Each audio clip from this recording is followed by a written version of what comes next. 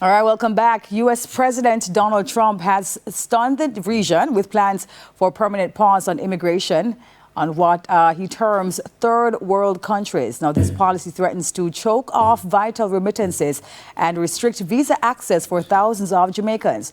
Well, to discuss, we have been joined via Zoom by immigration attorney Wayne Golding, who's going to be shedding some light and giving us some clarity on this matter. Good morning to you, Sir Wayne. Good morning, sir. Good morning. Good morning. How are you guys doing? We're fine, sir. Thanks for asking. Hope you're well, sir. We're well. Thank you. Off the bat, did he not name countries? And if he did, I know you'll correct me if I'm wrong, and if he did, is Jamaica as one of the countries that he named? That's a great question, Neville. He named 19 specific countries, and just to allay people's fear, Jamaica is not on that list. It's more geared to the countries that he deemed that folks from those countries are not vetted properly, or there's an issue that they're having with these folks being admitted to the United States because they're not sure of their backgrounds. So they're now pausing all immigration procedures for these people who wanted to come to the U.S. either as permanent residents or as visitors. Sir Golding, the countries that he named, though, were there Caribbean countries on the list? Yes, absolutely. Haiti is on the list. Cuba is also on the list. Wow. So what does this mean, though, for them? And what was his reason for these countries? Well, as you know, this administration has been looking at immigration from both legal and illegal angles. And these countries are specific to their scrutiny because of the terrorism activities that they've deemed that these countries are involved in. And so they have targeted these specific countries. And that's not to say the list won't expand, because this administration is fluid as far as its reasoning for clamping down on immigration. And any country at any time, I would think that they do have an issue with can be placed on this list. If you remember back in the first administration, they had what is commonly called a Muslim ban, where they were looking and scrutinizing and preventing people from Muslim countries from migrating to the United States. I know what the word pause means, sir, but what does it mean? Does it mean you pause for 6 months or a year? Next week he changes his mind and says, all right, let's go again. So what does it mean? Well, that's a question we all have, because there's the term permanent attached to pause. Okay. And that would signify to me that in a very meaningful way, long term, meaning it's not going to be 6 months, it's not going to be a year, and it might be through the duration of this current administration where they actually stop taking people from these countries. And it's interesting what spurred this is, as people should know, it's a shooting that happened in Washington, D.C.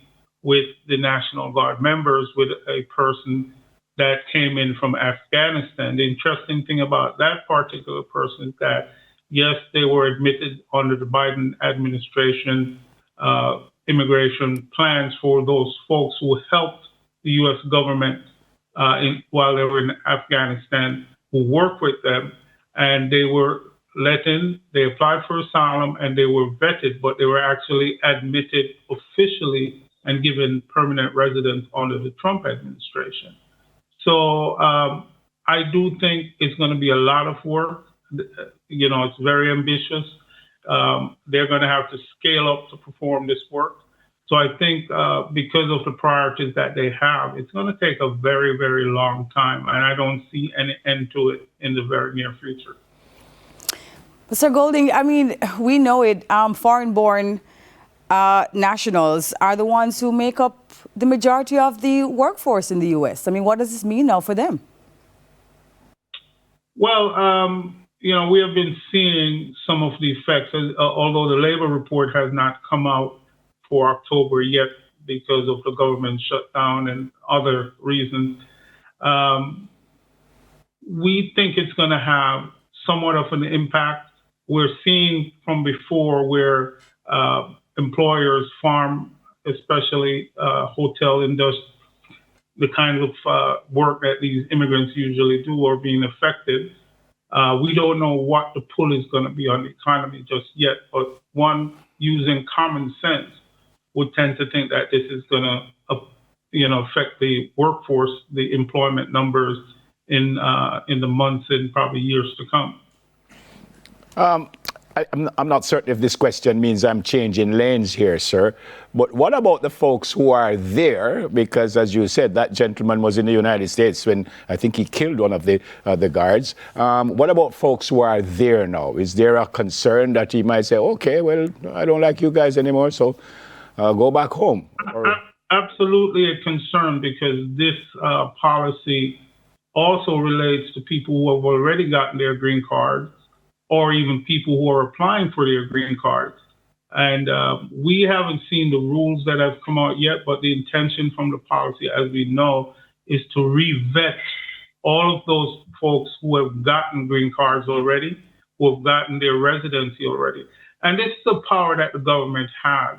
It's nothing new, really, in a sense, where people who have already been issued green card, they can be reinvestigated and their green cards taken away from them. It's a very powerful position that the president has in terms of immigration policy. The USCIS, which really is the agency that carries out these policies here, and also the Department of State. But the president has a very powerful position where they can go back and rescind already established green card holders based on several different factors. But now they're saying we're going back and looking at all of these people who have gotten green cards through this process. And believe it or not, that's where Caribbean people, Jamaicans, might get caught up in the situation if they're applying for green cards also, because it's going to slow the process, no doubt. So if you're a permanent resident or applying for permanent residency, anybody can be subject to the scrutiny. It doesn't have to be people from these 19 countries. It's just an announcement about these 19 countries, but the policy is always in place that the government can go back and scrutinize these files.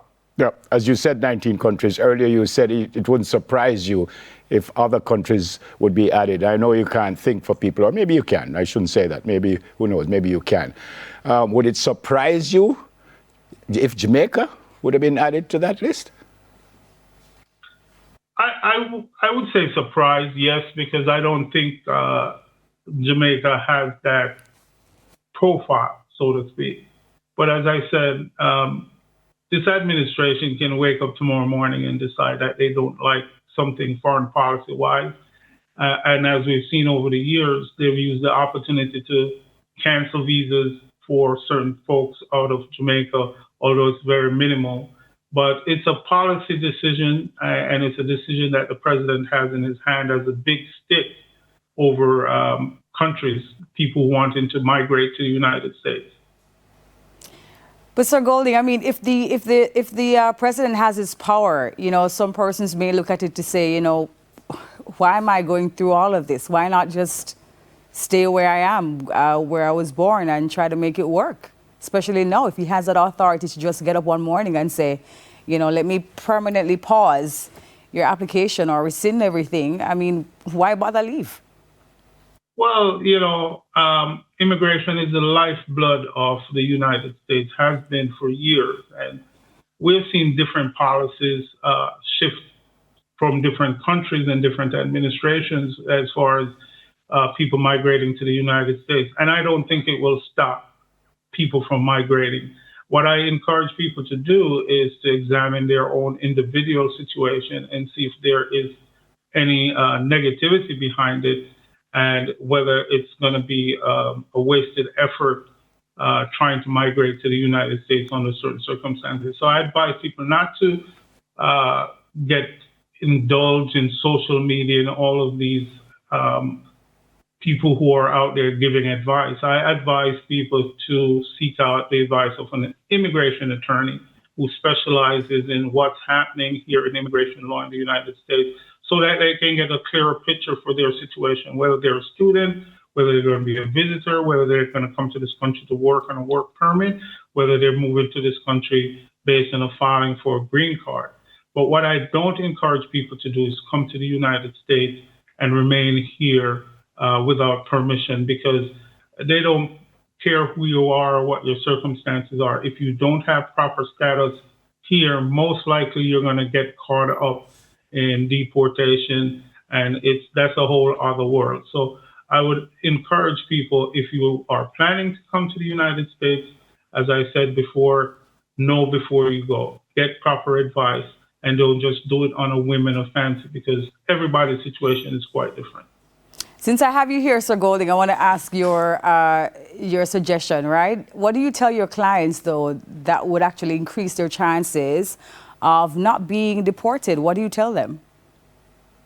Well, the first thing is, if you are now in this country without authorization, meaning you overstayed your visa or you snuck into the country, most likely you're going to get caught up in an immigration deportation situation at some point, because what they're doing now is they're authorizing local law enforcement, state law enforcement to get involved in immigration enforcement. So if you do get stopped or you get contacted by law enforcement, they're going to want to know your immigration status.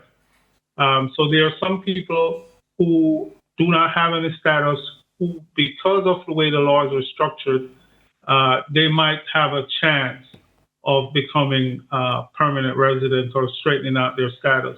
But for those who have no chance, as we would see it in the legal sense, we're advising them to make that choice, that hard choice, whether they want to remain in the United States or they want to leave on their own voluntarily to go back. But again, it comes down to your individual situation, because believe it or not, there are actually some people who would have a relief from being deported if they're caught up in the deportation process. Mm-hmm. And I know it sounds antithetical, but that's actually how the law works. If you're brought in front of the courts, the judges might be able to give you some form of relief versus having to apply directly to immigration for relief.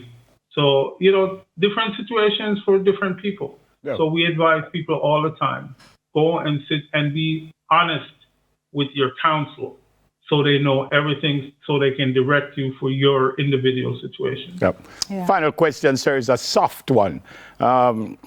It seems like the government in the United States, they don't like immigrants. What about an immigration attorney? They like you, sir? Well, we are just doing our jobs. At the end of the day, we make sure that everything that we do are within the lines of the law. There are a lot of situations where, an immigration attorney can get caught up. We've seen it over and over, but you have to be honest with your client. You have to know the law, and you have to stay within the lines of the law. We don't get involved in the politics of the situation, but again, we have access to the court, and that is really very important. Although nowadays some people feel like the court is not on the side of the immigrant per se, but we're in the trenches. We're working every day, and we work without fear, because we know we're doing the right thing according to what the rules and the regulations say. And as I said, we're not in the politics of the situation. Yep.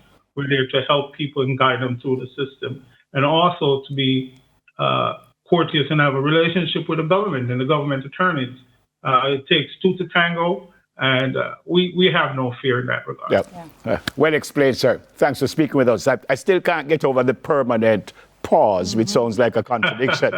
Sounds like a contradiction, because pause means you kind of stop for a little while. Permanent means you're done. Forever and ever, amen. Yeah. Thanks again, sir. God bless you and your family.